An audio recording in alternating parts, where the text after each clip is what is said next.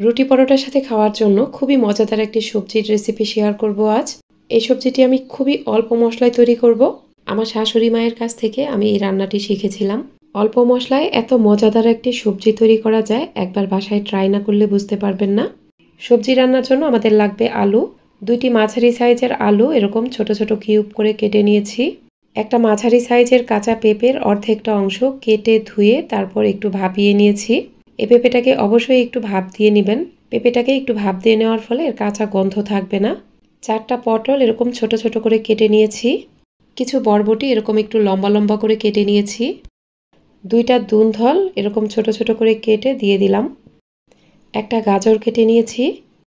একটা মাঝারি সাইজের মিষ্টি কুমড়ার অর্ধেকটা অংশ এভাবে কেটে নিয়েছি। মিষ্টি কুমড়াটা যেহেতু তাড়াতাড়ি সেদ্ধ হয়ে যায় তাই এটা একটু বড় বড় পিস করেই কেটেছি। আর আমি সমস্ত সবজিগুলোই কিন্তু ভালোভাবে ধুয়ে তারপর এর গায়ের পানিটা ঝরিয়ে নিয়েছি। এখানে খেয়াল রাখবেন সবজির গায়ে যেন কোনো পানি না থাকে। এবার এগুলো রান্না করতে চলে যাব। প্যানে কিছুটা তেল দিয়ে দিলাম। তেল গরম হয়ে গেলে 5 ফোড়ন দিয়ে দিলাম হাফ চা চামচ পরিমাণ। কিছু আস্ত গরম মশলা দিয়ে দিলাম। আমি এখানে 2 টুকরা দারচিনি, 4টি এলাচ, 3টা লবঙ্গ ও একটা তেজপাতা নিয়েছি। এগুলো একটু ভেজে নেওয়ার পর এখানে দিয়ে দিব থেতো করে নেওয়া আদা। 1.5 ইঞ্চি পরিমাণ আদা থেতো করে নিয়েছিলাম। অবশ্যই এখানে থেতো করে নেওয়া আদা দিবেন। আর আদার পরিমাণটা একটু বেশি দিবেন। খুবই অল্প পরিমাণে একটু হলুদের গুঁড়া দিয়ে দিলাম। এখন সব কিছুই একটু ভেজে নিব। খেয়াল রাখবেন এই মশলাগুলো যেন পুড়ে না যায় আর আদার কালারটা যেন নষ্ট না হয়। আদার কালারটা যখন হালকা বাদামি কালার হবে তখন সবজি দিয়ে দিব। এই রান্নায় সবজিগুলো ধুয়ে নেওয়ার পর এর গায়ের পানিটা ভালোভাবে ঝরিয়ে নেবেন। আর আমি এখানে যে সবজি অ্যাড করেছি সেগুলোই যে দিতে হবে এমন কোনো কথা নেই। আপনার হাতের কাছে থাকা যে কোনো সবজি দিয়েই রান্নাটা করে ফেলতে পারবেন। আমি এখানে কিছুটা লবণ দিয়ে সব কিছু ভালোভাবে নেড়ে মিশিয়ে নিলাম। এবার প্যানটা ঢেকে দিব। চুলার মিডিয়াম আছে প্রায় 4 মিনিটের মতো এটা রান্না করব।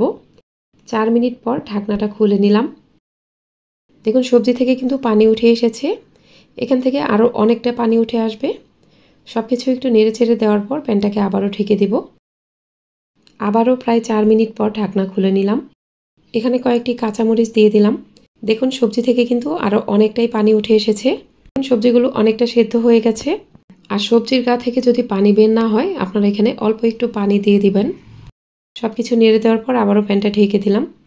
এবার চুলার একটু বেশি আছে সবজিটাকে রান্না করব। প্রায় 5 থেকে 6 মিনিট পর ফিরে এলাম। দেখুন সবজিগুলো পারফেক্টভাবে সেদ্ধ হয়ে গেছে। আর সবজির গায়ের পানিটাও কিন্তু প্রায় শুকিয়ে গেছে। অবশিষ্ট যে সামান্য পানি আছে সেটা রান্না করতে করতেই শুকিয়ে যাবে।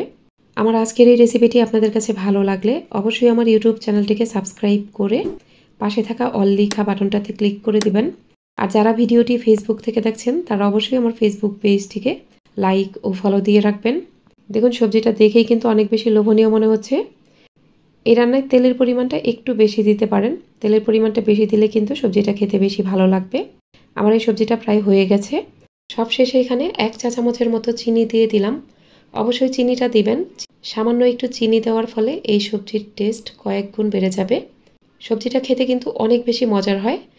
ভাতের সাথে একটু সবজি নেবেন, গরম গরম মাছ ভাজা আর 2টা কাঁচামরিচ, আর কিছুই লাগবে না।